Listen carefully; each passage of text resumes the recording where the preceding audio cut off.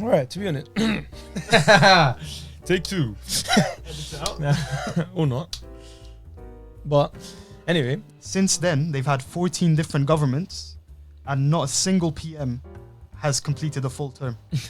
Not a single one. And how long is that term? I'm not sure, but Probably around 2-3 years. 14 different governments since 2000. Sounds like Man United, bro.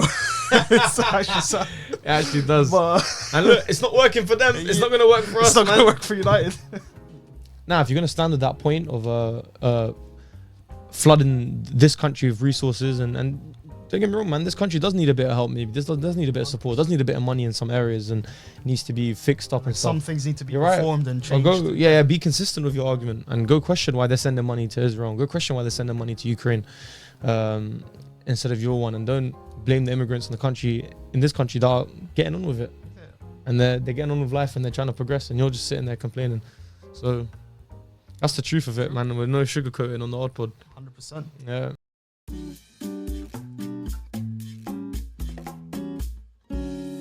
Episode 6. Today I actually wanted to start off. I planned kind of to in my head like from before to start off this podcast talking about the boxing. And you know what? I stayed up and I watched the whole thing. It was the fight of the century. I missed it. It was good, man. They're both elite boxers. You know, I'm more into my MMA, UFC than my boxing, but I'm not like I know a bit of boxing and I understand the magnitude of the fight. And it was a massive fight. The Canelo Crawford fight. Yeah. Of course. Fight of the century, should have told you that. But the thing is, it was kind of boring, man. Like the whole event, it was on Netflix. Okay. It was 2 a.m. start. And there was 3 fights before the main event. Every fight went to decision. Oh, nice. We had to just get squeezed and soaked and to finally make it to the best fighters of the night. But yeah, Crawford won. He's the better boxer. He's still undefeated. But everyone's forgot about that already, to be honest. It's not been much talk after. It's not even going to be in the loop of people. I don't know why, but that's a discussion for some people that maybe know boxing a bit better than me. So I thought I would substitute the Canelo Crawford subject with my beloved team, Manchester United. To be honest, I need to say this about United.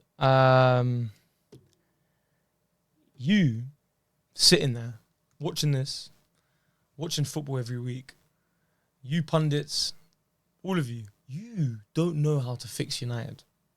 All right? Because everyone has an opinion about United. And you know what? This should be expected from me as the club I support is obviously the biggest club in England. And it should be expected that, but sometimes it still gets me. It still pokes me. Okay. Everyone has an opinion about United and everyone thinks they have the answer. Play 4-3-3. Change the system. Sack Amorim now. What happens once we sack Amorim? We'll get a new manager in. It can go well. We are supposed to constantly be told as United fans that it's just going to be fixed in one window. We're still that Manchester United. We are not. We are not the Manchester United that was before. We're not the Manchester United that Sir Alex Ferguson ran. It's been a long time since then, and we need to take the rebuild seriously. Who has the solution? Well, the solution, if we're going to look at how it's gone since Ferguson, it's been a lot of managers. There hasn't been a lot of success. It's kind of slowly got worse, and the solution was always, they told the solution was always to sack the manager. And everyone on TV, like today about Amorim, says sack the manager, sack the manager, sack the manager. That's been happening. And I just can't be asked for that cycle anymore. Bro, I'm done with that cycle. Like, I don't even care if it's wrong to keep Amorim. I do not want, this is the same exact commitment. Like, of some sort. Yeah, it's done. Like, we have to try something now. This constant change of manager, and then you need to wait for another 2-3 transfer windows because every manager wants to play different. this system thing, this philosophy of Ruben Amorim, when Ten Hag came to United, a lot of people that are watching probably thought, oh, this is the manager. This guy is good. This guy has success with Ajax. People even told me that this guy was going to be good. He wasn't. And Ten Hag didn't have a philosophy. Well, he did, but he didn't implement it at United. Okay. He got questioned after a lot of losses for Manchester United. Oh, Ten Hag, why don't you change the system? Ten Hag, why don't you play like you played at Ajax? That success in the Champions League. He said, I don't have the players to do it. When I have the players, I will go back to my system. Right now, I don't have the players, so I have to adapt. Come a couple years later, Ten Hag sacked, Ruben Amorim in, a young manager with a strong belief in his philosophy. A manager that has now, I don't know if he's become stubborn with it, but I rate it. Stick with your system.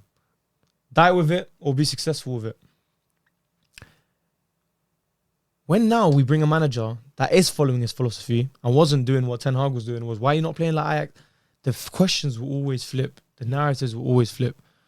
It was Ten Hag saying that he can't play his system because he doesn't have the players. Now Amorim is playing with system, investing in the team, investing in the profiles, but still doesn't really have his team, but he's sticking with system and we're still complaining. People are never happy. That's the People are never happy. Look, we are a big club. There's going to be scrutiny, but I'm sick and tired of you guys all thinking you have the solution for United. You know how to fix United. And you know what they tell me? Trust me, Omar. Trust me. You got to sack the manager. It is Groundhog Day. Yeah. I'm sick of it. I can relate to that with like even the Egyptian national team. They themselves are in the cycle of like foreign manager, didn't work. All right, cool. National Back to the manager, Egyptian. and then foreign again, and then so I can relate to that. You gotta have a vision when you're trying to do something big.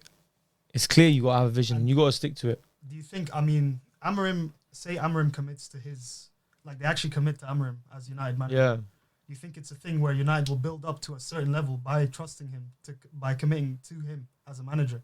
It might not be the same level as what United used to be, but at least you're building towards a level. Rather than like switching manager and then you're gradually going to deteriorate when you're bringing in new systems. What do you think? What, in terms of Ruben? Yeah, like do you think that's what United needs? Is it committing to a manager I think for better or worse? Exactly, yeah. I think it's got to a point where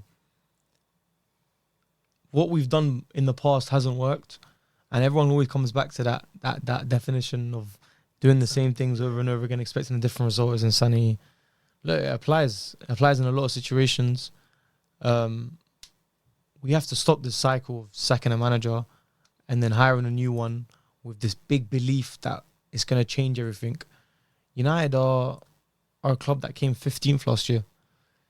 United are a club that I don't remember the last time we got to a quarter-final, semi-final of a Champions League. We're struggling to be in the Champions League. We have to accept this. Adjust your expectations. Yeah, and we need to give time to whoever it is. I hope Ruben stays. I was planning to say all this before the score today. It was Manchester United versus Chelsea at Old Trafford today. Interesting game. Score ended 2-1 to Manchester United. There was a red card in the 4th minute, followed by a Bruno Fernandes goal, followed by a Casemiro goal, followed by a Casemiro red card. So that was all in the... and then a Chalobah header. Yeah, that was all in the first half, and then the Chalobah header was in the only thing that really happened in the second half, to be honest. But you know what? We won. We got 3 points. You got to be positive. And at the end of the day, we saw United do something that they haven't done in a long time, which was be up by 1 goal with a lot of time to go and survive. Hold the lead, And hold the lead. So, well done, Manchester United. Baby steps. Yeah, man. Like, honestly, I think it hasn't been that bad of a start to the season. I see the titles and I see the headlines of worst start in 33 years. We say it every year. Like, we started with Arsenal, contenders for the league. Played a good game. Everyone thought we should have won. We didn't win. Second game, played Fulham away. Drew 1-1. Fulham are a good team. 100%. This is Premier League. Fulham's a good team. 100%. The next game after that was Manchester City at the Etihad. After rest in peace, Ricky Hatton died. Yeah. A massive boxing figure in Manchester, and the stadium was emotional. He was a devoted City fan, and we went to that, and one of the best strikers in the world, if not the best striker in the world, showed out. Foden came back to the lineup, showed out, and we lost 3-0 to City at the Etihad. Are we waking up going, oh, we better win this game at the Etihad today? Who are we? Humble yourselves. Honestly, and it's just like, it hasn't been that bad. And now today we played Chelsea the week after, and we won 2-1. Look, the game went how it went. They got that red card. People say it's lucky. It was because of our pressure in the first 4 minutes of the game, and our pressure that carried on in the first half. Look, we won the game. It hasn't been that bad of a start. Our expectations have to go down. We played City and Arsenal already, and we just played Chelsea today and we won. So, well done, Manchester United. Yeah, let's give some props. Let's have some positivity, because I'm sick of reading all this shit online. And I shouldn't let it get to me a lot, but you know it does. It's hard not, Yeah, hard it not does. to if you're a fan. I get it. It does. Yeah. But yeah, that's Manchester United. Overall, you're expecting more realistic perceptions of United rather than this like morphed view of So you're United. spot on any, yeah. Yeah. Just be ready. Be ready for it to get worse again, and be ready for it to go through it. And look, I'm not a complete idiot. There is a point where Amorim could get sacked if he keeps on losing games. The stats are horrendous. 31 points in 31 games. Well, now it's 34 points in 32 games. We're the average is going up. We're going one point something now instead of just one. But nah, for real, man. Just exactly that. Lower your expectations. Give it time. If not Amorim, if someone else comes in, give him time as well. Like, I just want a manager to chill and actually be the manager. I understand there's big expectations for the club, so there's not a lot of patience. But if we keep sacking managers, we're gonna stay in this loop. Yeah, 100%. But yeah, apart from that, we'll cover the Premier League in another episode. After this, we are strictly going to stay away from the Premier League. No more sports. As we have quite an interesting podcast today. Nenny's put a lot of research into a situation that we can actually transition to right now. Yeah.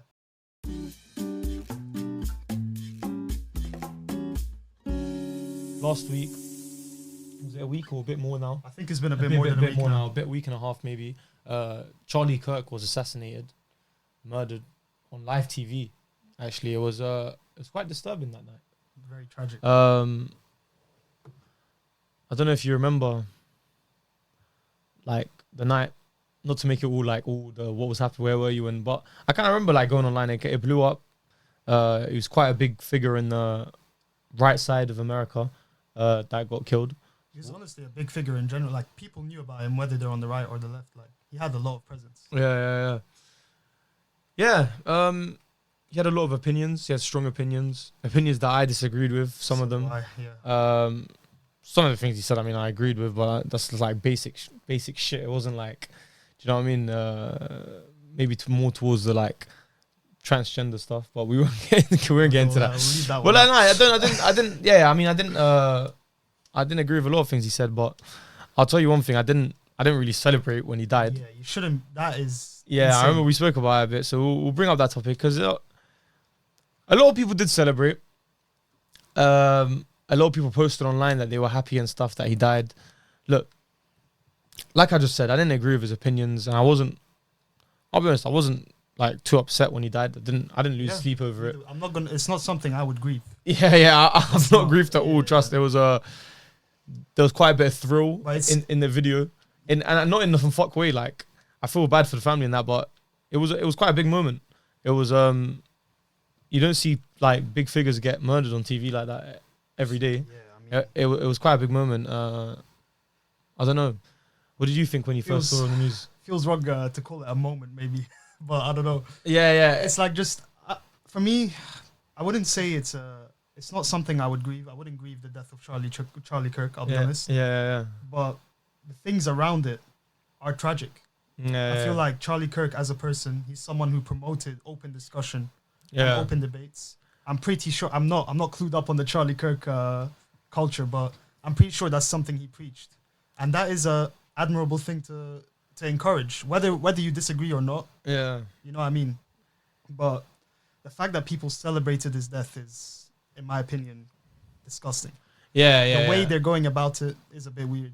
Look, I don't think it's right. You guys need to understand, if you were watching this right now and you were like really celebrating the death, you were like posting about it, saying that like you're happy this scum died, this guy, like he said a lot of dumb things, man. He said a lot of things that from my point of view were ridiculous, innit? 100%. But like I don't see, I can't see how not even the positive, but for me, like, what would it be for me to celebrate his death because I disagreed with him? Yeah, bro. Like, they're celebrating someone getting sniped for Yeah, having yeah, an yeah. opinion. yeah. As far as we know, you know what I mean? That's what we know on the matter. Well, Someone's getting sniped for his opinion and people are celebrating it. well, he's murdered by an American. Yeah. The guy was 21, 22 years old. I'm not Young. sure of his age, but he is young. Young. Tyler Robinson. Tyler Robinson. Young. He used a hunting rifle. Oh, really? I didn't even know about that. Yeah, he used a hunting rifle. It was a quite a common hunting rifle you had in homes of the USA. Very accessible. Very accessible. And I don't know, like, I mean, this is where we'll start. I'll a couple more details, but he was clearly a person that disagreed with Charlie Kirk's views, right? 100%. Was he left wing, like, hard? So, yeah. So he actually comes from a conservative family. But I think there's something to do with him having, like, I didn't look into it too much, but he has, like, a transgender flatmate who's potentially his partner or something like that. So I think Okay. that's part of why he I had didn't those. see any of that. Yeah, that's Okay, why he probably. So he had a reason. I'm not certain of it, but that's like one of the aspects that were mentioned when I was doing my research. Okay. But he is definitely not right wing. I initially thought he was right wing as well. Yeah. But I don't think he is.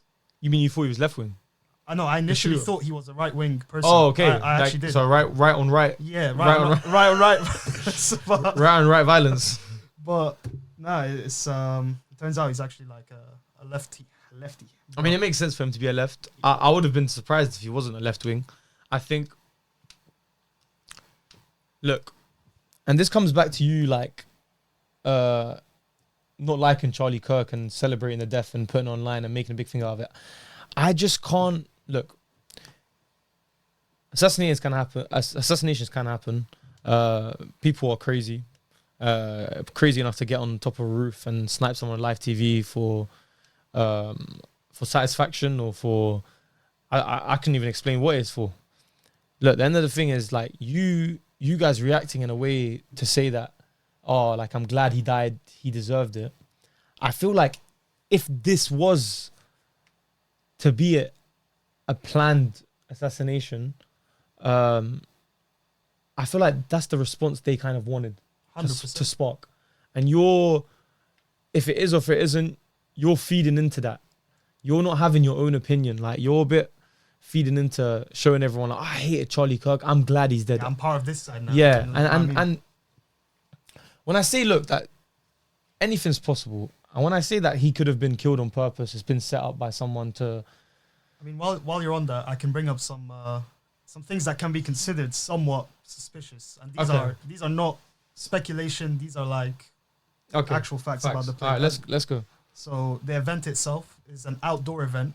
Already the first red flag for security. If you're talking about a figure as big as he did a lot of outdoor events though, didn't he? Yeah, he did. Yeah. He was mostly in that setting that he was killed. He's a controversial figure. Security should be on it. Yeah. There was minimal security. Basic things like metal detectors and bag checks were not there. There was none of that. Okay.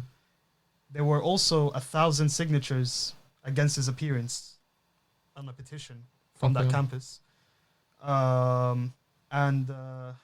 Honestly, this is a bit of irony. His final words was in response to a question about gun violence, and he said counting or not counting gun violence.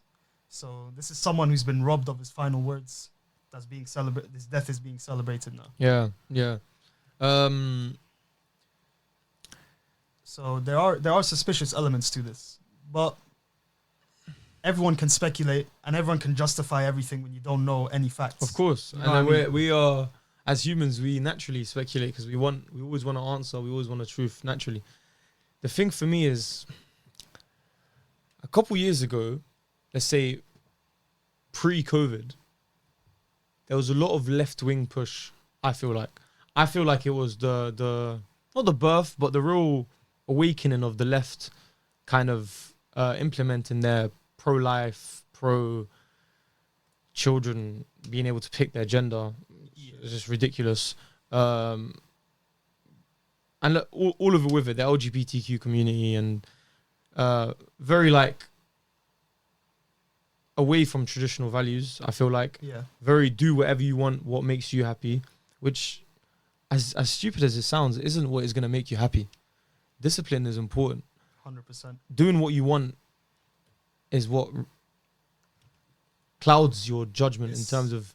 It's a form of like hedonism in a way, I guess. Yeah, you look. You as you grow, I feel like, and I'm talking like I'm an old guy, but like I'm still learning now as well, and like everyone has mistakes and stuff. Like I'm definitely still learning, but I'm starting to understand more and more that like restrictions are good for you.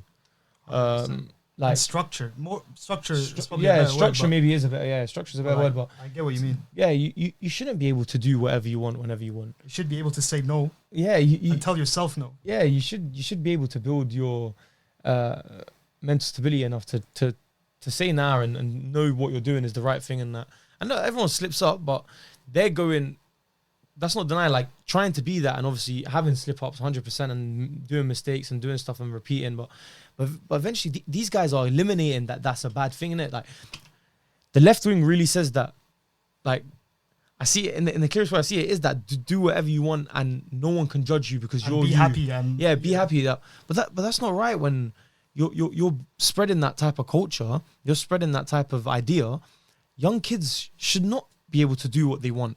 Like that's ridiculous. That's Imagine how we were able to do what we want. Yeah, I mean, kids, like you just shouldn't, because that's not how it works. You should learn. You shouldn't be able to decide your gender at such a young age. That is ridiculous. That is absolutely blasphemous. Yeah. That is ridiculous.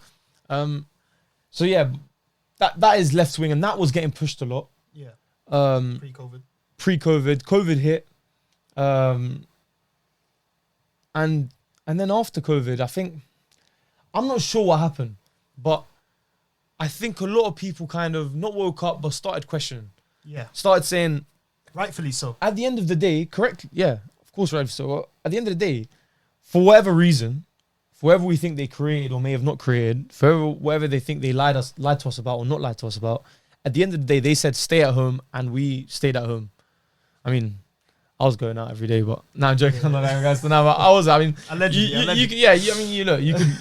Everyone was going out. You would go out, but you know what I mean. They closed everything and they said sit at home and don't go to your work and don't go to school and everything shut down on their click of the finger. Bang, let's shut everything down. Everything shut down. They showed a type of control that they haven't showed before. They showed a couple cards where like if we really wanted to, we can. Yeah. It was proven that COVID was created in a lab, for better or for worse, or for whatever intention they had with it, it was proven. And they stopped a lot of people's lives with COVID. 100%. And they were able to do it. They showed that card. Post-COVID, all of a sudden, maybe sparked by COVID, the right wing started being pushed a bit, I feel. Left maybe started to become a bit ridiculous. Look, and this is my point. Let me wrap this up. And that's what I mean with the right having to do with it. Now, that's what makes me a bit confused about this Charlie Kirk assassination. I feel like it was... if that was their plan now to push the right, it's scary because you gotta be able to believe that people are capable of these things and that something might have happened to Charlie Kirk to have an uprising, which maybe brings me back to your reactions about his death. They wanted the whether you were left wing or just opposed to the right wing, for you to react like that. Yeah. They wanted people on the right wing to grow stronger, be unite, and then for there to be conflict. And when there's conflict, you got this is in like the history. This happened many times. Yeah, history repeats itself. Yeah. Like everything is stronger united. Sounds cliche, but when you and a group of people are on the same page, you are by definition you are stronger. 100%. Division makes you weaker, if that's the truth. And you think less clearer. Of course. And this division is an advantage for them. So I come back to when you were reacting to Charlie Kirk's death, and I say again, I'm really not. I don't want to. I'm really not defending Charlie Kirk. I don't want to sound insensitive. I was not bothered by his death. It's something we're not that attached to. Yeah, We're not I was that on the news. attached. I'll be honest. When it came to Charlie Kirk, most of the time he came up my phone, I scrolled past. Same. I wasn't really bothered by this little arguments he was having with dumb people. Like, not that I didn't even agree with the people arguing with Charlie Kirk. I probably disagreed with the people arguing with Charlie Kirk more than Charlie Kirk, but I didn't agree with Charlie Kirk either. Look, but you reacting and posting stuff about being happy about his death and saying that is what they wanted, it's the division they wanted, and you're kind of being a puppet. You know what I mean? And you're following what they wanted, and they're tricking you. And have some morality, man. What happened to morality? Yeah, bro? fucking hell, bro. The guy got shot. And his family and pretty sure kids, his family were watching. They were there, right? I don't know if they were there. Were they there or were they watching? I don't know. I feel like it's also, I'm not sure, to be honest. But like, as in like, this is something they would have seen either way. Like, you know what I mean? And Of course, there's man. That video, feels of like his, that video of morality that is- guy's his children, that's gonna be on the internet forever, man. Someone has that video. A lot of people 100%. have that video, man, 100%. and they're gonna see that video probably when they grow up. It's we dark. we can still look up pictures of Mussolini being hung up by his own people. You know what I mean? So this is something that will. Yeah, it's dark, man. It was crazy, and that's what I mean. Don't have your own opinion. Do you know what I mean? Don't celebrate his death because you felt like everyone else was and you wanted to kind of be a part of it. Like, if you're genuinely celebrating his death and you're happy about it, you really hated him to a point where he died and you're happy about it, then do your thing in it. But trust, you're not proving a point, and do you know what I mean? You're not you're not doing something that's like you've done something. Do you know what I mean? Like you've gone against the right wing. Like, they want this division, and more in America. I feel like in America they are divided. they really have like it's almost like you have to choose. Are you left wing or right wing? Yeah, there's What does that mean? no middle anymore. Yeah, like what does like being left or being right mean? Like, this is ridiculous. Like, they obviously orchestrated this whole left wing, right wing, and your division makes you weak. They are controlling whatever you want. Like, they genuinely like puppet you guys, and that's what I mean when I say, look, I'm not conspiring, but these types of things that happen, these types of murders and big little boom explode on social media, like they can spark a type of reaction, and you guys are following that reaction. Do you know what I mean? So yeah, that's what I kind of wanted to say about that right and left wing. It's a division does make you weak, man. So watch out, and they want this. Think twice. Yeah. Think twice. Have your own opinion, man. And have your own opinions. Have Do your own some opinion. research. Don't just follow what influencers say or like the Yeah, common yeah. consensus is on social media. I think mean, in the UK, is it like that? The kind of left wing, right wing. Obviously, they're wrong. I think it Left-wing kind of is. Not obviously not to the extreme of I just barged into the mic. not to the extreme of like the US. I feel like the US is like very You have to pick a side. it's like very it- sensationalized. You know what I mean? Yeah, It's yeah. a thing. Here, maybe not as much, but it's definitely present. It's definitely present, yeah. 100%, and it's definitely I think the left and right wing terminology and idea isn't pushed as here. much. It's more here. like Labour Tory. That's like the left right. Of course, yeah, know what I mean? right. And But in my opinion, they're all cut from the same cloth. This is my personal belief. I don't, everyone is each to their own. I mean, yeah, the right wings here have this. The right wings here have the same type of ideas that the right wing over there want.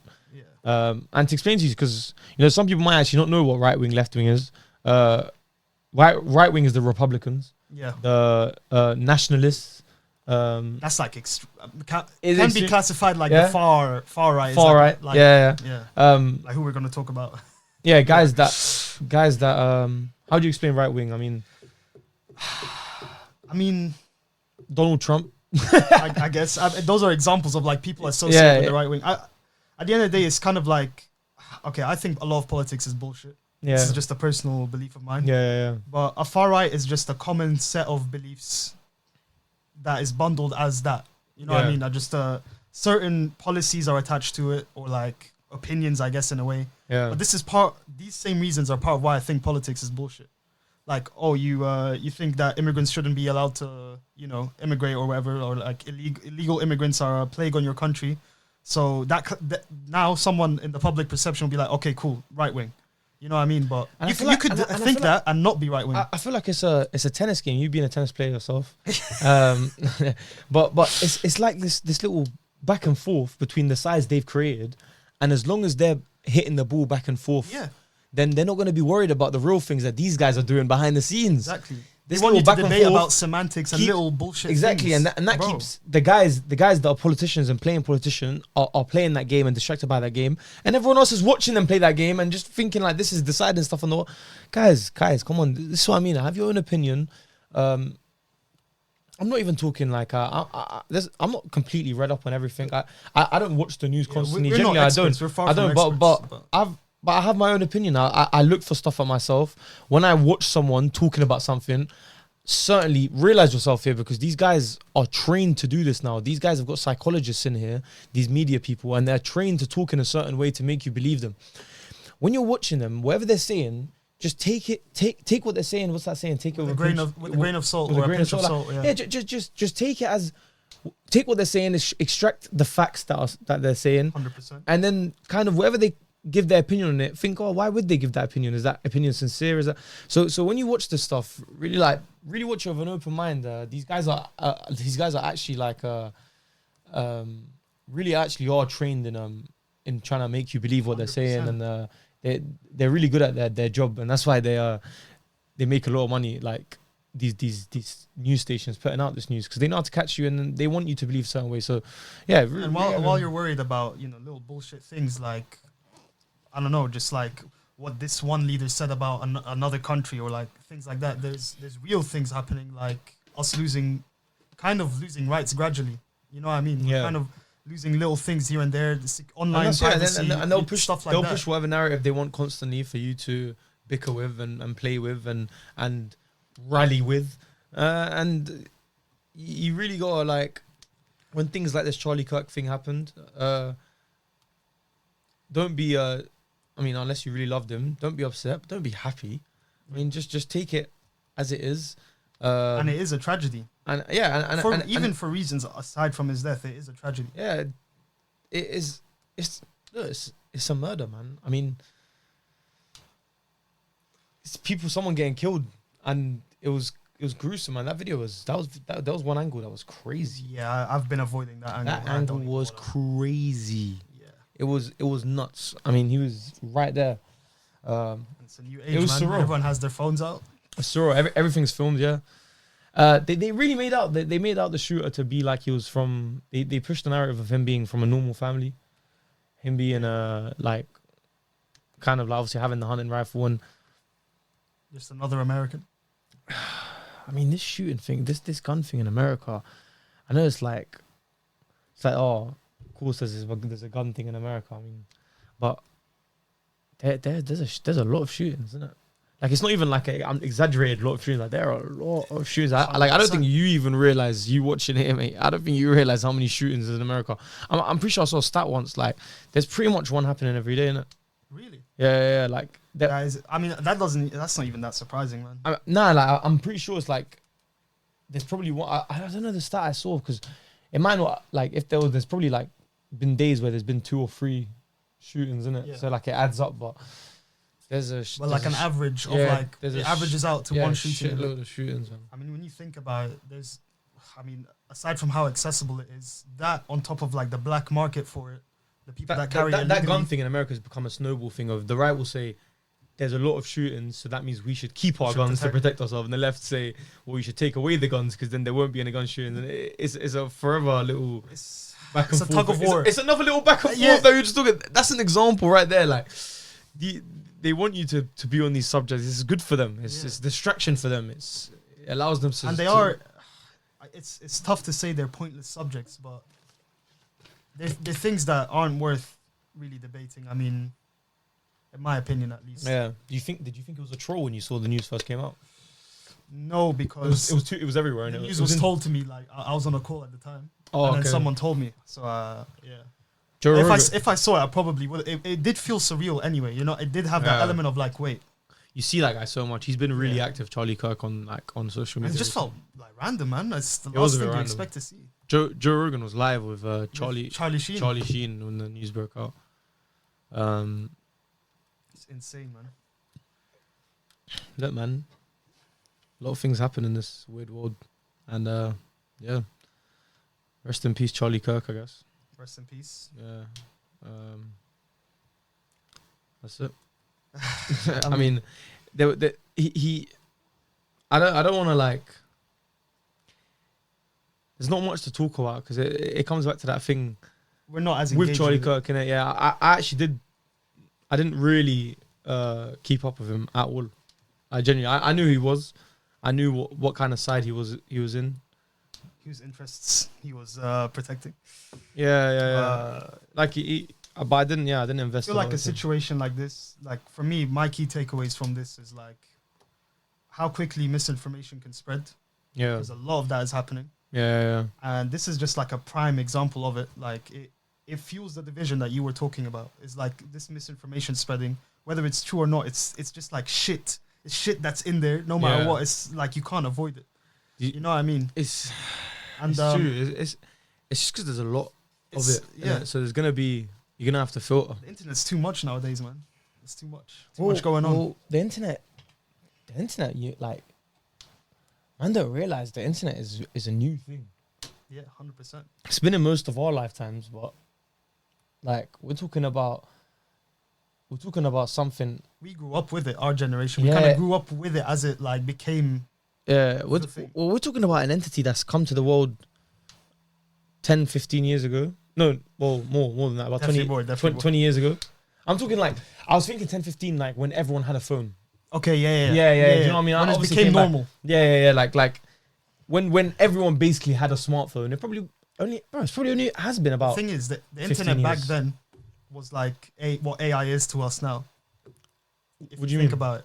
Like the internet back then is like, oh, it's this new thing. Like we don't know what it's gonna turn Oh into. yeah. Now We AI. and I feel it's gonna like step up. I feel like this is the cycle we're in. Like now it's but AI that this feels social- like what the internet was to our maybe our parents. You know what I mean? Back then, like I mean, these teenagers, have, like, I know we obviously grew up with it, but I feel like we just about locked out in the first 7-8 years of our life, where it wasn't such a dominant feature in your life, innit? So we were kind of outside playing, and we saw that part, and then understood the value of and real life. Yeah. And I'll be honest, we're not any better. Once it hits 7, 8, 9 years old in our life, we probably started to get introduced to it, and it was gone. Bang, we were on the consoles and we were on the smartphone. Well, and we were still pre brain rot era. but we genuinely were. I'm not Yeah. even saying like thank God we are. no, we actually are, because like look, like these guys that people that are in primary, secondary now, it's a different type of structure now. It's a different. They have access to so much at such a young age, and Yeah. how can a parent even moderate that? Yeah, man, you can't like when your kid now gets to about year 7, It's unavoidable. you have to give them a phone. Yeah. Yeah, like it's not even. Is it considered a human right now, officially? I don't know. Way. I think I'm thinking of Wi-Fi. Wi-Fi is. That was a few years ago, I think. But there was Let something. me check that. That's interesting. Let me check that. Actually, That's hilarious. which one should I check? Wi-Fi or a phone? Wi-Fi. Go on, check Wi-Fi. A phone is insane. I mean. Phone. I'll do I mean, phone. if I'll it's do a human phone. right, well, you could just go to the home office or whatever it is in America. Yeah, or, give me an iPhone 15. yeah, or go to like an embassy here and say, "Could give me a iPhone?" Like Shit, who even dictates what a human right is, man? that's hilarious, man. Phones are not a fundamental human Yeah, right. no way. Just Yeah. see Wi-Fi. I mean, there's no way. They just couldn't, because they'd have to provide that then. The state, the government.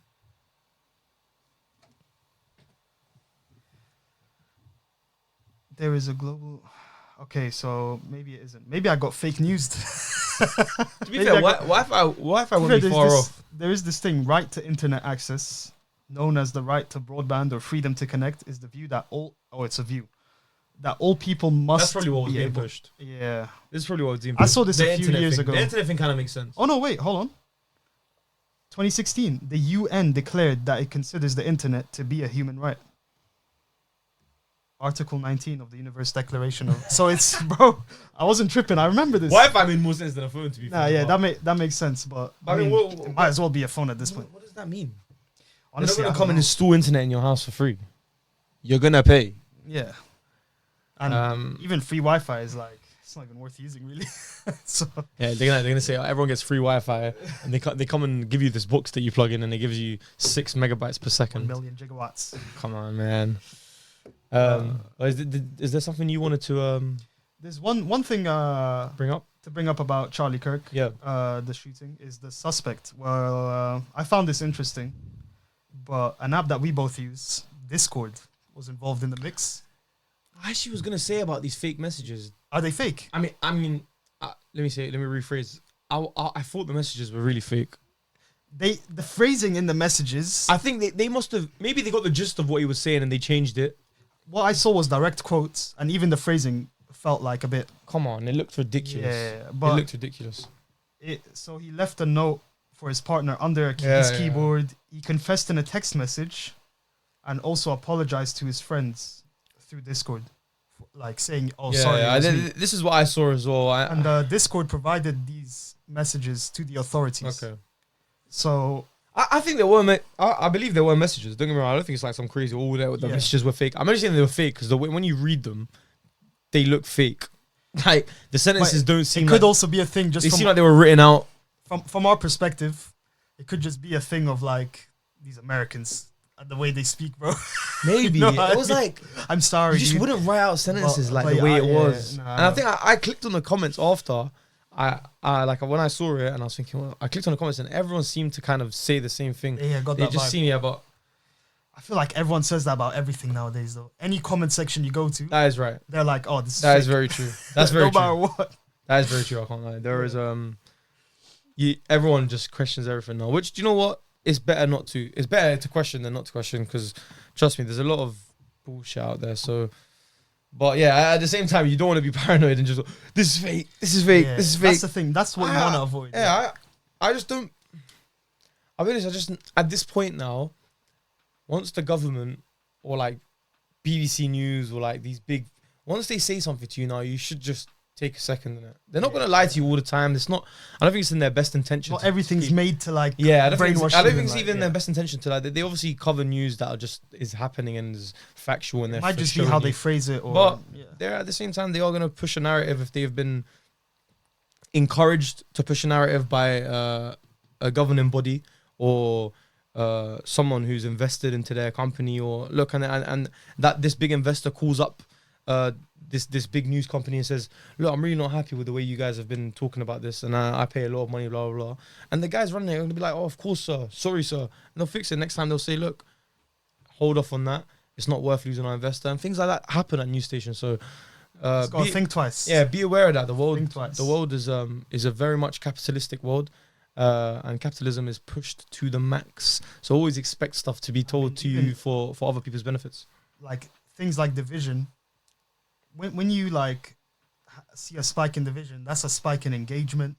If you think about it from that angle, spike in 100%. engagement, 100%. views, people tuning into things. Oh my God, Piers Morgan has posted I mean? about 8 times since the whole shit happened, man. He's Like, popping off. Yeah, he's posted a lot, and it's good content, man. I can't lie, it's not bad. But that is also an aspect of it. Like, is everything that happens now going to be capitalized for 100%, monetary gain? 100%. Yeah. And speaking of division, 100%. there's a very divisive thing that happened very recently. Oh yeah. Yeah, the Uniting the Kingdom march. Oh my God, yeah. When did this happen? Last week as well? I don't know the exact date. It was I should perfect timing. I should probably get that. with the Charlie Kirk situation and But the yeah. right wing getting even more. Uniting the Kingdom march. Yeah, so this was a big march. I saw online that it was predicted there was about 500,000 to a million marching or 8 days ago. 8 days ago. And how many people were there? So the reports are saying like from 110 to 150 people. 150, 150k. Of course, yeah, not yeah. just, yeah. Imagine. I wish. I wish, man. And I just want to put it out there as a little rebuttal, which is pro-Palestine marches got 300k people. So, some of these right-wing guys need to look into that. And with Palestine, so because I just remembered this quickly with the Charlie Kirk. Go for it. I think when I was saying obviously don't be going online and saying you're happy to see him dead, and I think a lot of people were because the division they wanted to create and you followed now saying you're a puppet. I genuinely that was the case for a lot of people. I do want to say I think some people were so upset by what's been happening in Palestine for so long that and so many people have died. And this side I kind of understood genuinely, because when I saw someone talking about it from this side, I understood. I do understand their view. I do think, look, the Charlie Kirk situation is a separate situation, and don't get me wrong, they could be linked in some way in terms of the same people same people pushing stuff that's happening on Palestine from the American side could be pushing the Charlie, and it could be, but people are annoyed that so many people have died, so many people have been brutally genocided, misplaced from their home, and absolutely genocide. I don't even say it because it shouldn't even be a question. I don't want to reiterate that it's a genocide. I shouldn't have to. This is an obvious genocide. Yeah. And when so many people have died, I think a lot of people saw it in the view of all these people have died, and no one has said nothing. Yeah. No one has lifted a finger. And the moment someone like Charlie Kirk dies, I saw a couple posts, people like, why should I care if Charlie Kirk died? Did you guys care when this died? That's the thing. You don't have to care. And I think what you're referring to is, are you referring to Bassem Yousef? Like, I think he brought that up. Yeah, he did. There's definitely among other people, but definitely Bassem Yousef. This is Bassem Yousef's book. His book, by the way, if you want to learn about him. This is Yousef's book. I might have to borrow this. If I don't do the audiobook, I might have to do that. But Bassem Yousef, yeah, among other people, Bassem Yousef had that opinion where he kind of said, yeah, look, and he's right. I'm not going to deny and go, oh no, this is a real genocide that's happened in Palestine that we speak a lot about in episode 3 in Bosnia. Is that episode 3? Yeah. We talk a lot about that genocide and compare it to the genocide that happened in Bosnia and stuff. So go check that episode out. But people were annoyed. A lot of people were annoyed. I think that side, I understood. I don't agree. Like you said, I think you were spot on. You should, just because you're obviously not happy that happened. It shouldn't switch. I mean, you should celebrate his death. And go to the other extreme. Fair enough. Act the same as they acted and don't care and don't. But celebrating the death it's not good for you, innit? If people are celebrating in a way to troll, but within themselves they know it's like wrong. Fair enough. But it's a death, man. What have we become? Exactly. That's what I mean. It's like it's the death of morality. Don't become as bad as them, even if they're doing that, because they are people trolling. Like, bro, this really army have videos. Their army has videos and lives of them doing stuff. And I think Bassem said this as well. The only way an army, and he's very right. And the only reason an army would have them videos out and public and being found by people on social media is because it's if the people wanted them to have it out. Exactly. Their commanders aren't going to let them have these videos. They would have got kicked out, beaten up. Like other armies, you'd get destroyed for something like that. They're showing them what you. These have been pushed to do this. These guys are infuriating.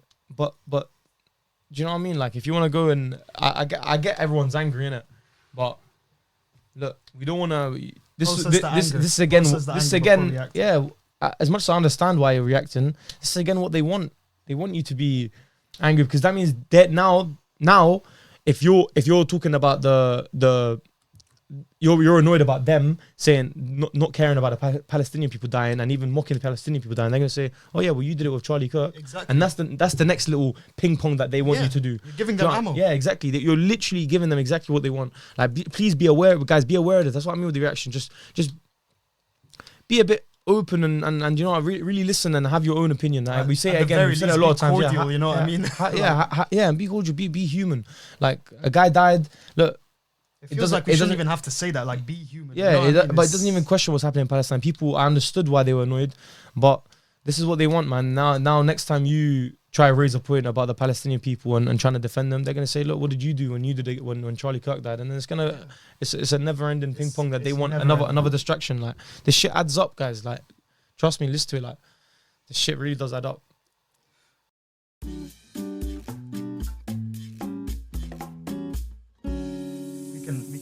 We can add to this ping pong game with the Uniting the Kingdom marches, though. Yeah, for sure. Because tell me about it. I didn't give it much. I didn't want to give it too much attention myself, to be honest. Yeah. But my mom was worried that day.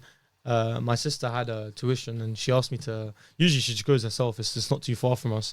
But because it happened last year and there were a couple of people in Hounslow, she asked me to drop her and pick her up, which is like, which shows you like some type of impact it had on how many mothers were kind of scared for their Bro, children. I know someone like my mother as well would have been worried about that. You know what I mean?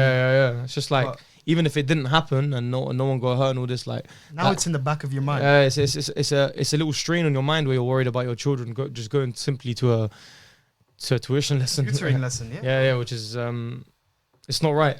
So It was organized by Mr. Tommy Robinson, aka Stephen Yaxley Lennon, double barrel. Is it Tommy Robinson not his real name? Nope.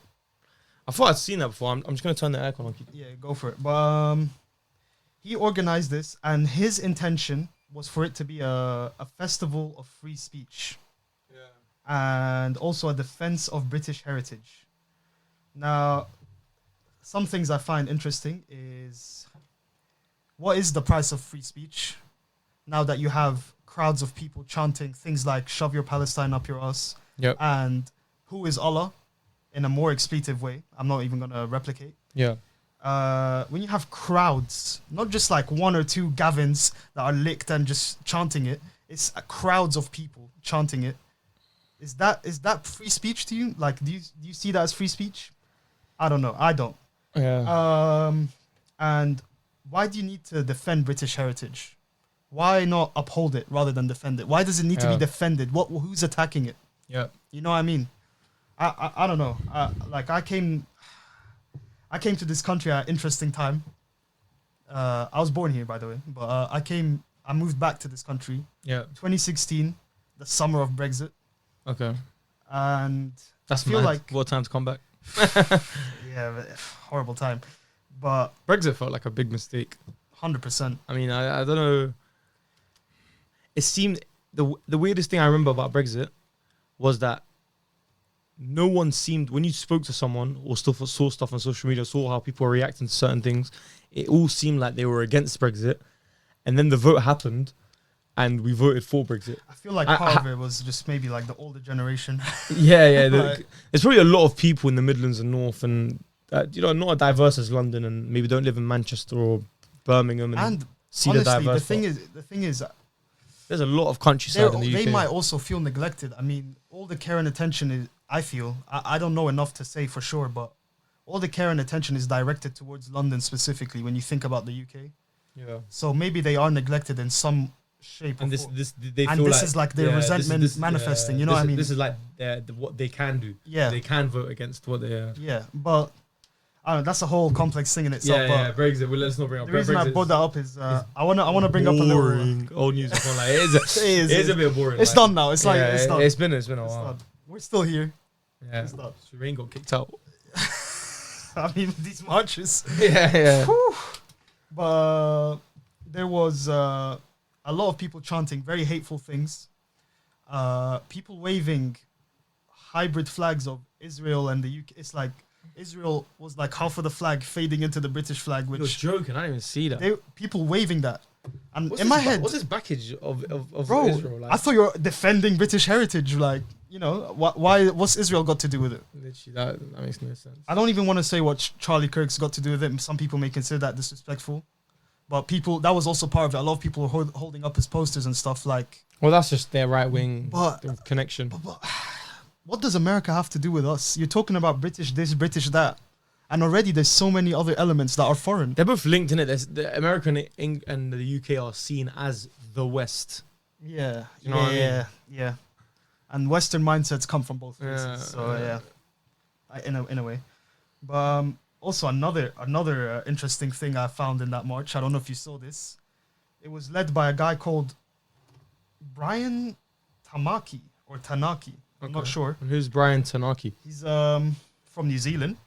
Okay. He's an indigenous person, and he had a stage and a mic, and a bunch of people, indigenous people from New Zealand, came up and did their haka dance. Is that what it's called? Okay. Yeah, the New Zealand. That like yeah, tribal yeah. haka dance. Of course, yeah. Cool, nice little performance. What's part of that performance?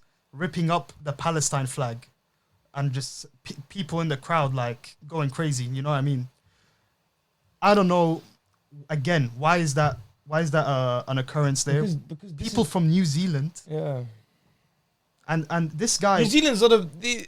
I'm sorry, bro. These guys are the biggest like immigrants. G. All your substitute teachers were Australian and from New Zealand. Like, no one stays over there. It's like there's some quiet like it's like the West that's not really in the West, so they kind of sneak themselves. The English speakers, like. Well, I mean, one thing that this guy was saying on the mic, this Brian guy, he claimed that this is all part of a religious war, and he was essentially suggesting to abolish any expression of non-Christian religions. So that's what he's saying on a mic with a public platform. Yeah. And with, I don't know how many people in attendance listening into that, but I feel like a lot of these people are just ignorantly and blindly listening to these things, and they're desensitized to it and agreeing. They don't think about the implication of what he's saying. Well, this is what I was saying. I think we were talking about this in the car. I believe a lot of people, I feel like a lot of people, I'll be rude, but maybe don't have the intelligence, maybe don't have the will to go and look. Yep. But they're willfully ignorant. Exactly. But at the end of that, they still want to have an opinion, and they still want to voice an opinion.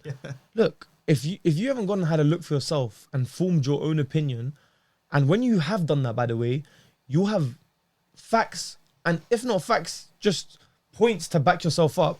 If you are ignorantly voicing an opinion, like these guys, like I said, don't really want to go and look and form their own one. So they'll pick someone like Tommy Robinson. They'll pick someone who's like slightly well spoken. No, it's not just that side. They'll pick someone like Andrew Tate. They'll pick someone like whoever you want.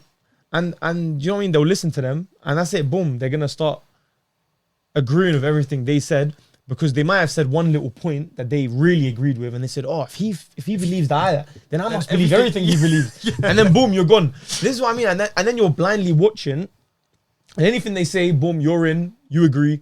Nah, man. Whatever. Like for real, people listen to it. Like social media is like a proper, like when you're watching something, you gotta beware, man. Because if you're gonna be racist, at least fact check the racism. Yeah, if you're gonna be a racist, be a racist. Be a factual racist. Yeah, be a racist from your own like thing. Don't be a racist because you don't have nowhere else to go. And Tommy Robinson's good. Like you're just sitting there, you're thinking, I don't really hate the immigrants and the Muslims, but Andy's going down. Yeah.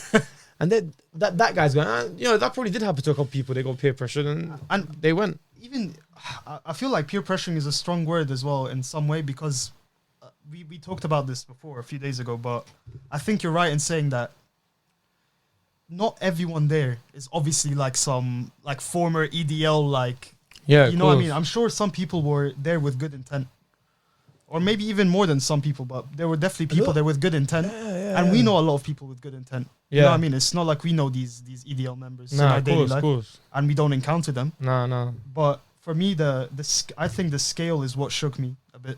It's a bit big, yeah. Yeah, and I think you're right. A lot of them may not know any better. Yeah, simple as that. And that's one thing I've said this quite a few times in conversations. I just feel like in the UK, a lot of the racism and things like that seem like it comes from a place of ignorance and frustration aimed at the wrong things, which turns into racism. Okay, yeah. You know what I mean? I feel like that is the case. Bro, don't get me wrong. There's a lot of like, obviously we both live in this country and we're both, our parents are from other countries. Yeah. Bro, genuinely, like, some of the best people I know here are English, white, born here. 100%. Some of our best friends. Bro, literally our best friend parents were, their parents, they were like proper long heritage UK guys, man. Yeah. And it's because maybe they met people like that and they put themselves around people like that, so they realize we're all the same. Maybe these guys that are living in the countryside and Midlands, I've been to these places. Trust me, like they don't see a lot of people that don't look like them. Yeah. And sometimes when that's all you know, that's sometimes just your opinion, like because you don't know any better. So there's a real thing. They're not all evil. Like they're actually we're not trying to like frame it where it's like everyone is. They're not all evil, but and the sentiment is agreeable. The country is in a shit place. Yeah, things do need to be fixed. It is in a shit place, but it doesn't. Immigration, in my opinion, is not the primary reason we're in the state we are. Yeah, I mean, I'm It's sure. not the primary. I'm sure we can put up a lot of positive things that have happened because of immigration. Yeah. I mean, the top doctors in this country are foreign doctors. Yeah. That's the truth. You can go search that up. Like, they take jobs that did you see the video of some people won't take. Yeah, of course. Some people. Of course. Did you see the video of this old English white man? Okay. And he went to his neighbor, and it was a little conversation through the Ring camera. I didn't finish the actual video, but I saw the subtitles. He was trying to be considerate, right? Yeah, he was saying, I live at this place. Like, I'm so sorry for what happened today. He was apologizing on behalf of bless him, man. I think, and he said, if it ever gets, because I think what it sounded like, the people went in front of this guy sounded Asian, Pakistani maybe, or Bangladeshi something. I didn't play with sound. I was like out at the time. Yeah. I heard it, and he obviously sounded like he was brown, Asian, Muslim maybe, and he said, if it ever gets, it seemed like some people may have come outside their house and maybe shouting or throwing stuff. Yeah, just fucking about. But he said, if it happens again, like, please, like, come to my house and you have a safe place there. And it was a really nice video because look, it's like, this is not a judgment at all. Like genuinely, like, some of the best people we do know are actually like literally English white and British white people. Yeah, that's fine. Yeah, they make them like, and then he said, it's not a thing here. We're just gonna come and start bashing like English people. But like, there are people like you said, there was the turnout, the amount of people that turned up and were brainwashed, in my opinion, man, and just like they don't realize how operational this country is because of the immigrants, and so it's an unfortunate thing. Yeah, that's the truth of it. Some things that I found a bit absurd about this march. Yeah. Just absurd in a funny way. I don't think there's any like... there probably is some political commentary to be made here, but I don't really care for it. I just think it's funny that Elon Musk virtually attended this march on the big screen, and him and Tommy had a little moment like, yo... you see this? Bro, Elon Musk was on the screen, or like whatever projector they had set up or whatever. You know what I mean? And Elon's gone all like far right now. You wanna know what he said? So he called for the dissolution of the UK Parliament. Thanks, Elon. And also condemned massive uncontrolled migration. Has Elon been pushed to start making these political views? He probably has. He probably has been. Because he didn't do this before. And then he kind of became bigger and bigger. He's like a tech nerd, bro. Yeah, I don't see why. He became the richest guy in the world. I feel like once that title comes, you kind of... Once you start naming your son a mathematical equation and shit like that, bro. Yeah, but that whole name his kid that, and the way his kid is, like, it's a bit all left wing and he's a right wing. Yeah, I don't know. I don't know. It's odd. I just thought that was kind of like a moment of... I mean, maybe some of the Tommy viewers Robinson's still got some traction in it, man. He definitely does. I think he's still about. He has his he probably has his own platforms that we wouldn't know about. Yeah, I don't think he's on YouTube. Yeah, I don't think he's on like YouTube. He went to prison, right? He went one instance of him going to prison. I can double check it. But yeah, I'm pretty sure it was something to do with like.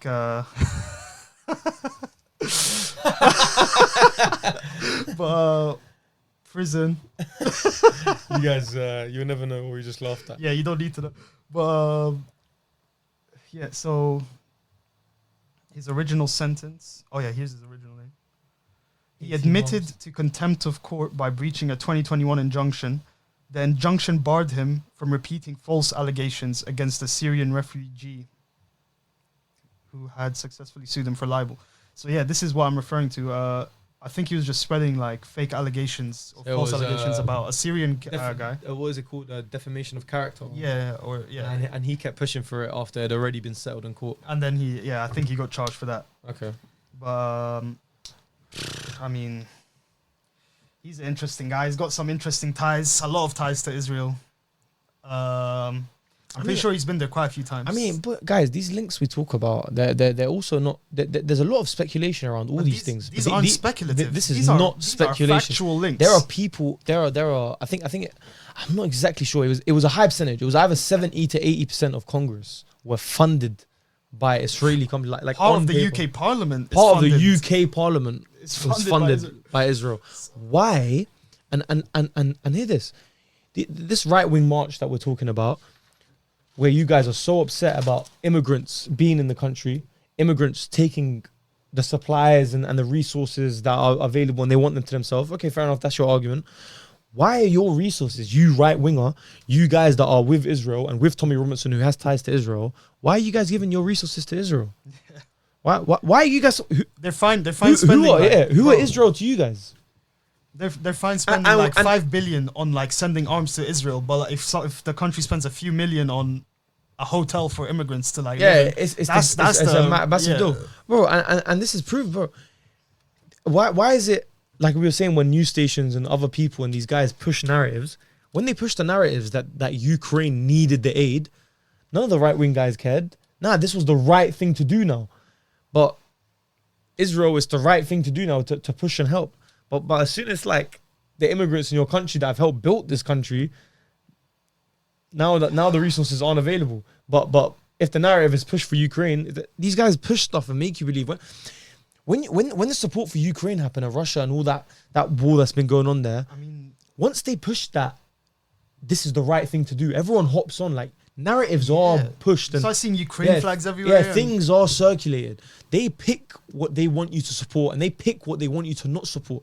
This is what you need to realize. Like even the way they phrase things, like I feel like one thing I see a lot, for example, in relation to Israel Palestine, is like, there have been atrocities committed on both sides. That it's not a level playing field for you. Like the way that's phrased makes you think like, it's been tit for tat. You know what I mean? It's been like one for one. This is I can't lie. This should be obvious by now. If you by now, genuinely, you're sitting there, you've stumbled on this podcast, like you probably won't, but if you do, now for real, if you do, and you really think that like Israel at this point now, what's the date? The 21st. We've just gone on past midnight. We're here on a late one.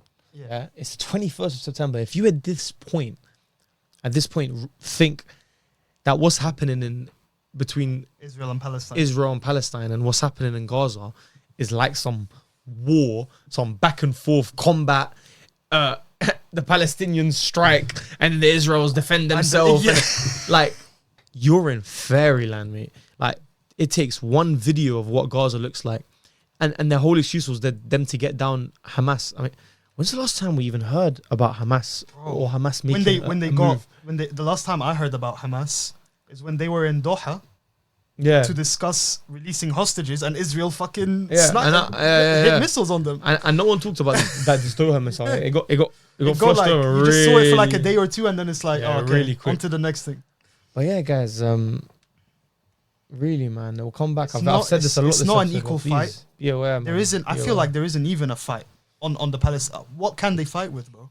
I can't believe that. Like, I can't believe I'm still like waking up some days seeing videos of like Gaza being bombed. Like, what are you bombing? Like, do you know what I mean? What are you actually bombing? What is there to bomb? I mean, they're just trying to wipe the population out, and they're gradually doing it. They probably are gradually doing it. I don't know the stats enough, but it's happening. It's nuts. Yeah. So that was only. I mean, this March. Look, if you want your you think your country's getting taken over and you want it back, look, fair enough, man. But go ask your right wing government why all your money is going to Israel to support genocide. The government's left wing right now. It's Labour. Oh yeah. But I mean, Keir Starmer still. There's right wing politicians in the parliament and stuff. Yeah. So yeah, I mean, Labour, them and fucking. We'll come take the country back with them. Just stop being racist. We'll come. Yeah, do you know what I mean? Be now if you're gonna stand at that point of flooding this country with resources and don't get me wrong, man, this country does need a bit of help. Maybe this does need a bit of support. Does need a bit of money in some areas and needs to be fixed up and stuff. Some things need to be reformed and changed. Be consistent with your argument and go question why they're sending money to Israel. And go question why they're sending money to Ukraine instead of your one, and don't blame the immigrants in this country that are getting on with it. Yeah. And they're getting on with life and they're trying to progress, and you're just sitting there complaining. So that's the truth of it, man. With no sugarcoating on the OdPod. 100%. Yeah. And there's one more world event that we can cover, which was a different kind of uniting the kingdom in a way, which is Nepal.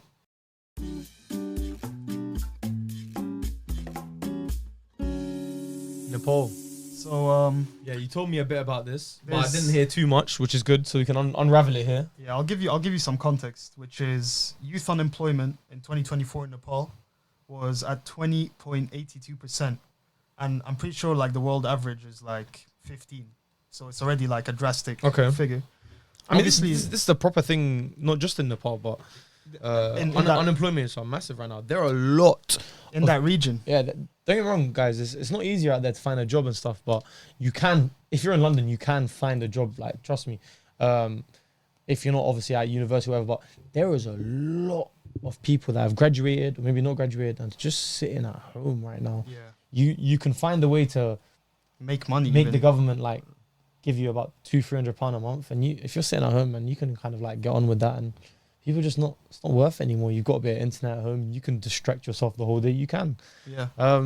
But yeah, sorry, carry on. But this is a problem not just in Nepal. Nepal is obviously a good example of it, but it's happening in a lot of places. The reason I said that in relation to Nepal is like, in general, this uprising was not like a sudden thing. It was a build-up of years and years of like frustrations. Yeah, yeah. So like another statistic which I found crazy is 76% of households relied on money of relatives sent from abroad. Like relatives abroad Insane. sending money. 76%.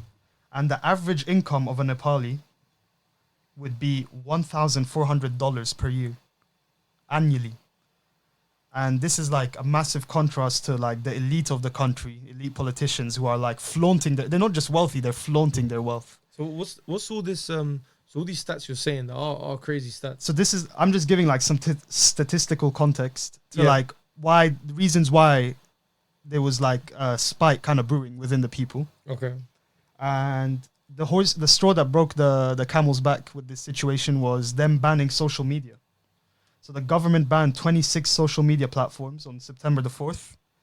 And the officials said it was due to like a failure to register for like tax purposes. So the government, after these unemployment rates and these lack of money being made within the country instead of coming out from relatives to fund it, they felt like they needed to make a decision, make some type of move, some type of plan to try start flipping that number the other way. And their plan was to ban the social media. I don't think that was their plan. I think that was just more of like a censorship move. Oh, really? Yeah. Oh, okay. I linked it to maybe upping the employment rates because social media is hurting it so much. Nah, I don't think so. I think you thought it was censorship? It's that's how it was perceived. Oh, okay. Which led to the chain of events. Yeah. And okay. But even banning social media affects the thing of like there's 76% of the households getting income from abroad. How are you going to reach them when your social media is banned? You know what I mean? Mad, yeah. But this was like a culmination of deep-seated frustrations. There was already political instability in that country from 2008 when they abolished the monarchy. Since then, they've had 14 different governments and not a single PM has completed a full term. Not a single one. And how long is that term? I'm not sure, but probably around 2-3 years. 14 different governments since 2000. Sounds like Man United, bro. It actually does. And look, it's not working for them. It's not going to work for us. It's not going to work for United. But yeah, like the protesters just perceived it as an act of direct censorship to silence people like going against like anti-corruption. And there was a whole trend of like nepo kids. Like, do you know what nepotism is? Like nepotism, yeah. I know nepotism. And when you get a position in a job like family, yeah. So like a lot of the kids of like big politicians were like showing their lavish lifestyles on social media and stuff like that. And, okay. You know, people were growing more and more frustrated. Like when you see like luxury cars on their story, designer clothes, makes crazy sense. holidays, and then you have the ordinary youth there just facing unemployment. You know what I mean? Yeah. So they rallied. They called themselves Gen Z, and they overthrew the government. They actually overthrew the government. But see, how? What does overthrow the government mean? Brute force, I think. They're in a position now where they make decisions about the country. But yeah, so they were. I think how it turned out is like they protested and protested. It got violent. It started to get violent. At first, it was intended to be a peaceful protest. Yeah. It got violent. The death toll is 72. Okay. And I don't know. I think it just got violent to the point where they got access to literally the politicians' like properties, houses, and like. Oh man, threw them out. They really overthrew. Like actually, that's insane. That's what I'm saying. And this was all like rallied through Discord. Who's the leader of this Gen Z guy? There's this there must be a leader. There must be a. So they actually elected an interim prime minister through Discord. Through Discord. They joined the channel. Look, these guys wanted to formulate a plan. And they did it. And they did it on Discord, man. Why? Discord's a great platform to get together and plan and get into video calls. And the Discord server was essentially like a digital parliament. Man. And there was over 100,000 users. It sounds crazy when you think about it, but then at the same time, like, why is it crazy? It's a place to talk and it's a good app. It's like well made where you could have a lot of people in there. It's made for you to overthrow a country. That's insane. But imagine the Discord guys sitting there, the guys who made Discord thinking, fuck it, where's this gone? Like, that's insane. And they actually elected their first female prime minister, Sushila Karki. I hope I'm not butchering the name, but so this has happened now, and they're done. They're running. They've got their foot in the door. I think they look like they've got their whole body in the door. 100%. And I think that's like it's an interesting time to be living in, where all of these topics we've discussed have kind of happened in sequence, and they all have different takeaways. And the Nepal one is interesting, and obviously it's not something that's doable in a country like the US. Or like something like that, you know what I mean? Of course, yeah, it would be... the scale of the country is different. And all of that, but somewhere like Nepal... It's still... Which is not too much of like a third world... Like, it's not... Yeah. Nepal's not all like bad. 100%. And I feel like the intention of like wanting better for your country...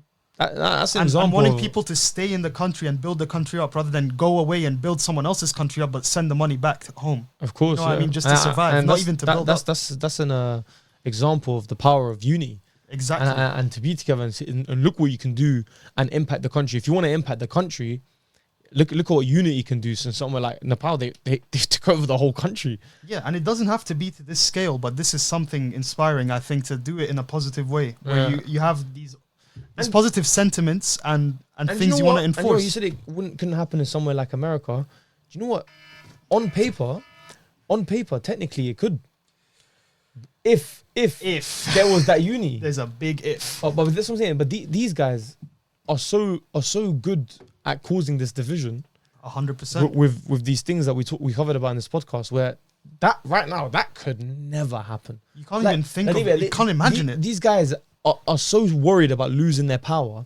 They've created such a strong division that they've even formulated names for it, where you are either left wing or right wing, and you're not allowed to be in the middle. You need to make a choice, because then, like we said, when people pick someone who's right or pick someone who's left, where they agree with, and then start agreeing with all their things, well, you can't cross over.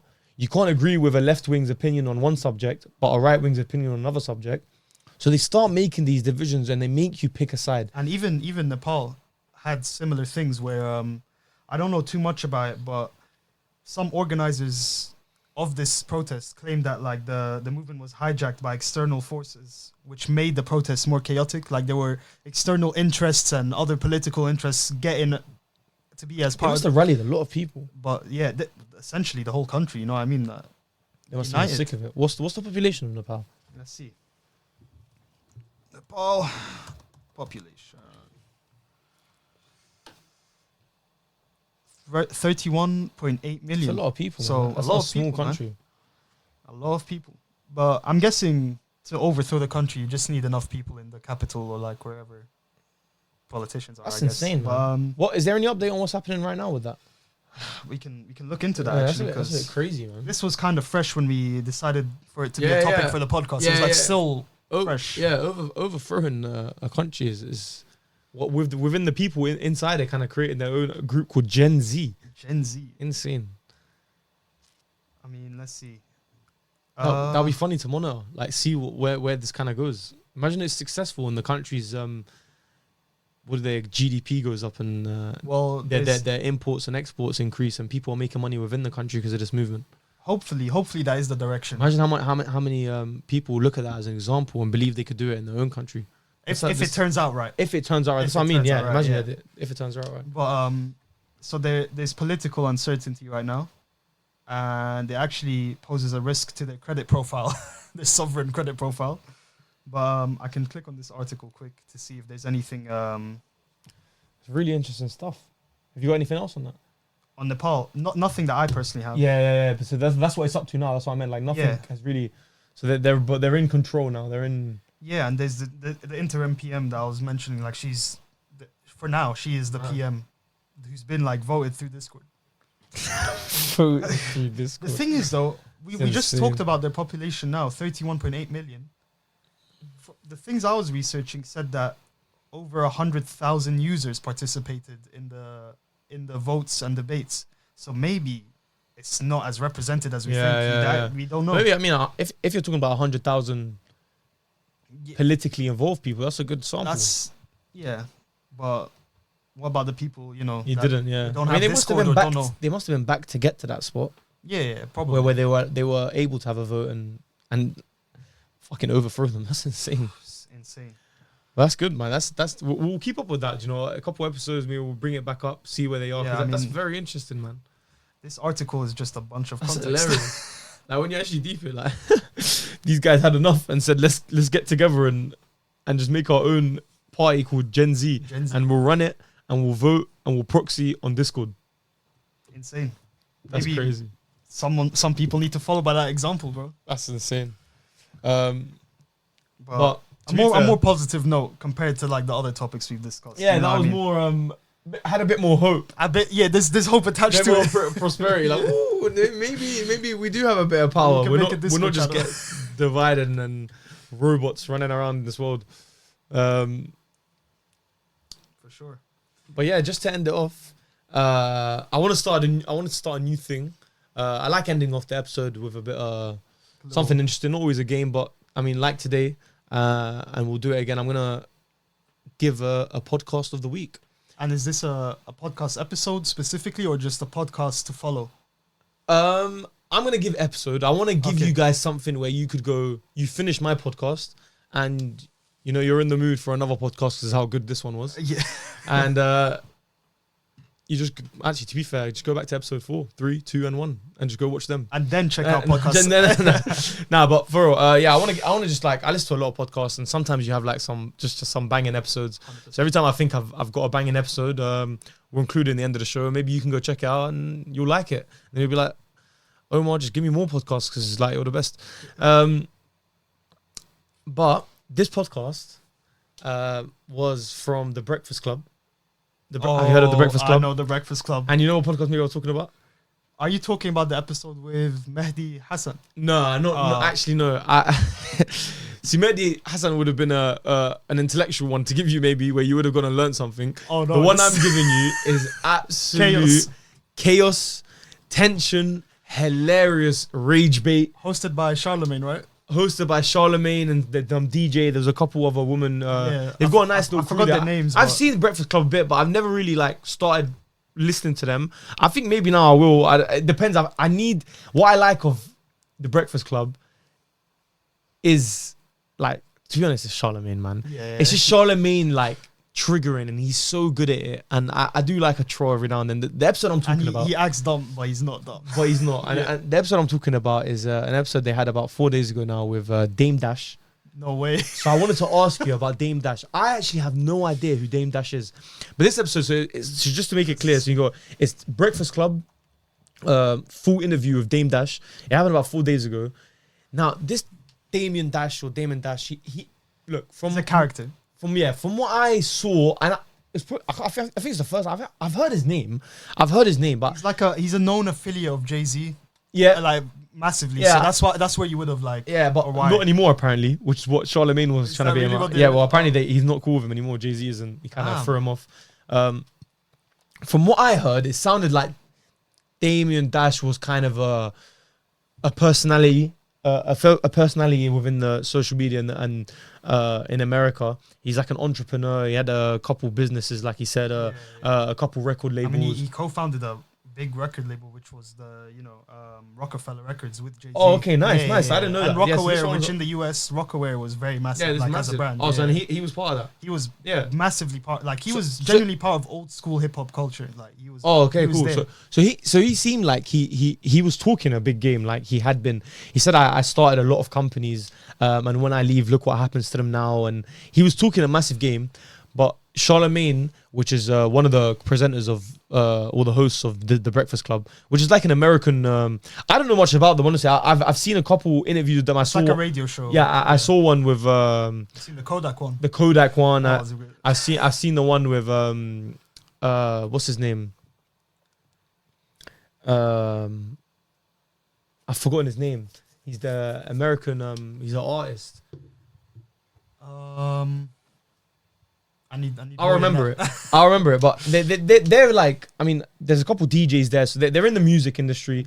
They're very much. Charlemagne used to be an artist. Oh, Charlemagne used to be an artist. They seem like they're in it. There's a DJ there, and Charlemagne's a big troll. When you see him, like he's a big troll. Mannerisms And he's the type of guy where like if something, so you'll be sitting in this setting and it's a professional setting and they're doing an interview and stuff, and if something pops to this guy's head, he will say it, and he gets into it with this Dame Dash the whole episode, even to the point where Dame Dash is going, my house is bigger than yours, my baby mama's Starts house flexing. is all bigger than, and he's literally flexing them, and Charlemagne's going, he goes, bro, this is embarrassing. Like look, if you want a little listen, it's about an hour 18 minutes.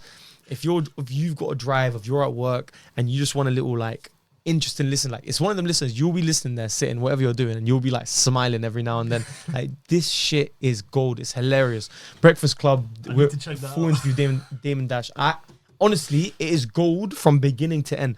Dame Dash is such a little like he's preaching like big things to them about not interrupting or not talking about people behind his back, he's calling Charlemagne a bitch, like talking all this, and then he's doing it himself.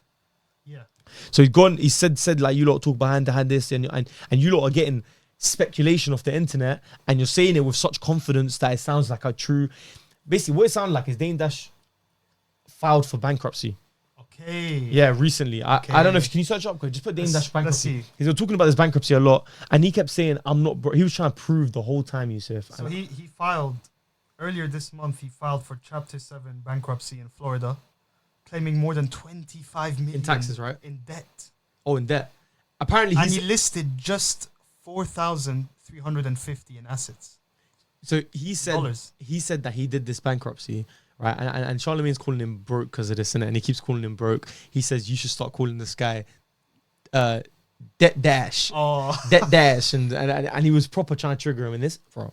And this guy was getting triggered. This Dame Dash guy, obviously, Exactly, like Yousef saying, used to be a big dog, and now he's fired for bankruptcy. This is like a fall from Yeah, grace he's on the moment. other side of it. He's claiming the whole episode that he's got money and that he's the man and that he's still done this, and he's constantly explaining himself and proving it.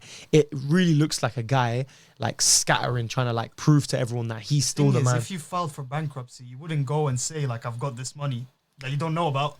Exactly. You know what I mean? So he said, and you go watch this, but he said that he filed for bankruptcy as a financial, a tactical financial move. Do you know what I mean? So he said he owed about 20. I heard that 25 million was that he owned 25 million in taxes. And he said, have you ever heard anyone pay taxes like that, innit? And he said, I want about to let them do that to me, so I filed for bankruptcy. That's what I don't know if he just like admitted to tax evasion. Fraud or yeah. And he said that he's still rich, but he said you guys don't know. He was getting onto these guys, like he kept repeatedly saying that you lot have been in this you lot have been waking up every day at 5 a.m. in the morning to be here on this radio station, and this is your jobs. You guys have been hidden from the world, like you guys don't know business. And Charlemagne is just laughing, like giving it back, trying to trigger him, and this guy's like proper getting upset. He keeps like standing up. He stood up to leave this interview about 8 times And came back. and came back. That's how you know he's desperate. And this is the best part about all of it. Right at the end, he brings his OGs with him in it, and he kept saying, "This is my OG. This guy taught me everything, man. This guy's my OG." Just a homeless guy. Blah, blah. No, this guy, whatever. He's seen. To be fair, I listened to it. I need to watch it. But the OG comes. He seems like he's like some older guy, and the OG's talking about how in the hood the OG actually seemed like a really like nice guy compared to him, like really reasonable guy. Yeah. He was talking about how he made the people in the hood bring their sons and made their sons know each other so they wouldn't find out about each other on the streets, and then maybe they don't know each other and start gang war. Yeah, he made them all. Yeah, he made them all meet at. He does a big cookout and makes them all the gang members bring their sons and make their sons meet and make So it's not friendship. like a thing where it's like, I so know when they your see dad each other, is this guy. so when they see each other on the street, if it does happen, then they're cool. And so it was actually really nice. And then he's talking about this, and they're all rating him. Finally, the radio station's like, it's been so much chaos and thing, So and it's like a they're chill talking to this vibe. guy, and they're really respecting it. Charlemagne's even going big respect, even Charlemagne and all this. And Dame Dash comes back and he goes, man, this guy gets into it so much. He's like singing and preaching and dancing, and he starts to like force like the hype man that Damon Dash been doing it the whole time. He goes, you should see him at the cookout, and he's going, you better dance now, and you better do this, and even his OG goes, look, this guy loves to exaggerate and this, and and when that moment happened, it's like even Dame goes, after all this, even my OG that I gassed up isn't backing me, and it's trust me, it's such a good. The thing is, if it's you know such about a Dame good Dash, listen. you know he is a character. He's always been a character. Oh, has he always been a character? Bro, he seemed like it. this- This guy was constantly saying stuff out of pocket, and he'll catch you. You should look into more of like his clips that are out there. Oh, bro, I need to. Genuinely, I stumbled in this because I saw a clip of him. Obviously, kept getting onto them and their financial But fate and all this. It's a story of just like a guy who used to be successful. He didn't make the right moves. Jay-Z cut him off apparently. I'm not surprised. Yeah. Apparently Jay-Z cut him off. There's a thing about that. 'Cause Jay-Z- Can we Jay- say that? Just Damon Dash Jay-Z. Like, Jay-Z's actually they were like, talking about how we cut him off, and Jay-Z's actually savvy with his money. You know what I mean?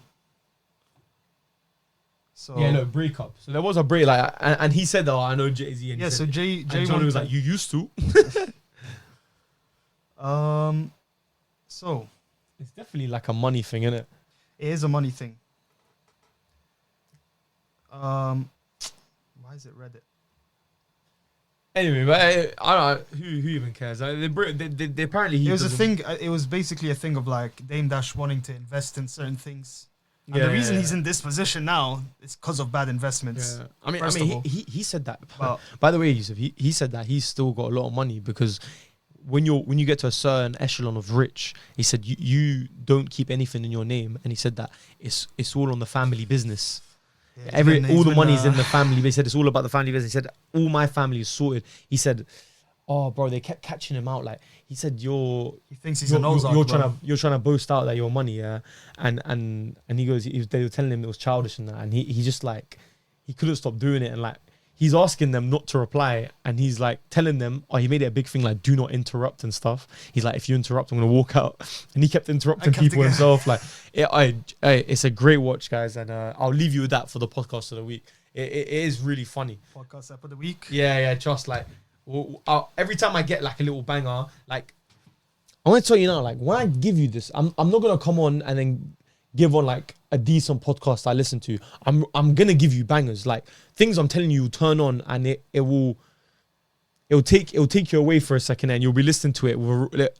Either it's really entertaining, like, and I listen to podcasts while I'm driving or while I'm exercising or I like to do it while I'm doing something. Yeah, you're a innit? podcast fan, so you know what I'm good. Yeah. So a good trust. So episode is. if you are a podcast fan or you're getting into it, like do it when you're doing something. Like more preferably, if you're just chilling at home and you want to listen to a podcast, watch it. It's fun as well. If it's a really good episode, I do go and do that. Most time I just listen. So when I give you these podcasts, do something, put them on, and you'll see how easier your task will become because you're listening to either some hilarious shit. I'm either going to give you some intellectual shit, or I'm just going to give you some like amazing dynamics where two people, it's perfect two people that I've met and they're talking about great stuff. Like I'll give you a lot of mix. I'll tell you what it was. This one that I'm suggesting with Breakfast Club and Dame Dash is obviously now Yousef's given us a bit more context and I knew he'd be able to. This guy was a big entrepreneur and he's on this now. He's filed bankruptcy, so he I don't know if he's fell off a bit. These guys like Charlemagne were inferring that he's had a big fall off, and this guy was not having it. He believes that he's still the top dog. So go watch it. A lot of tension, a lot Ego, of man. It's a lot ego. of hilarious moments, a lot of ego. So it's really good. But yeah, I think great episode. First non-sports But dominated. yeah, a lot of episode. non-sports and except more. I think it was really good. I hope you guys enjoyed it. Hopefully, man. And don't get used to me on camera. I'm usually behind the Yeah, scenes. Yusef's first time on camera, man.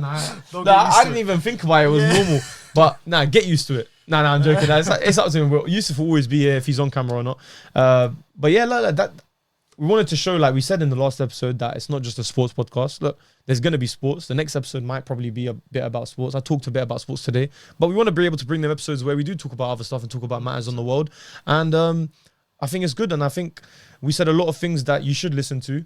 At And least will prompt you to go in the right way. yeah, about I'm things not or saying, like- and I'm not saying about our opinions. When I say think we saw a lot of things that you should listen to, I'm not saying, fuck, that sounds like regards, listen to us. Nah, I meant mostly about the stuff that I was saying about go have your own opinion. Listen to that, and that's truth. You should listen to that. Go have your own opinion. Episode 6. out now.